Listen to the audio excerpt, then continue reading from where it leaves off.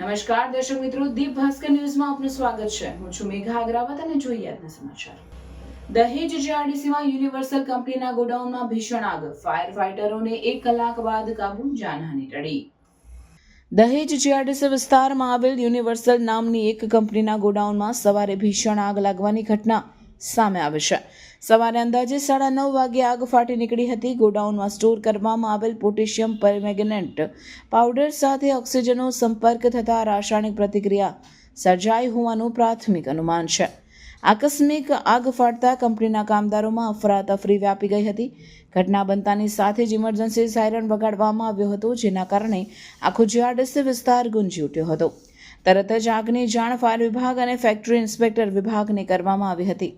Fire ફાઈટરોની 3 થી વધુ ગાડીઓ ઘટના સ્થળે તાત્કાલિક દોડી આવી હતી અને 1 કલાકની સતત જહેમત બાદ આગ પર નિયંત્રણ મેળવવામાં આવ્યું હતું. ઘટનાની ગંભીરતા જોતા ડીશની ટીમે પણ તાત્કાલિક સ્થળની મુલાકાત લીધી હતી અને આગ લાગવાના કારણે સંભવિત જોખમોની શોધખોળ શરૂ કરી છે. ઘટનાને પગલે ગોડાઉનમાંથી ઘણો ધુમાડો ઉઠતો જોવા મળ્યો હતો. જોકે સદનસીબે આ ઘટનામાં કોઈ જાનહાનિ થઈ નથી.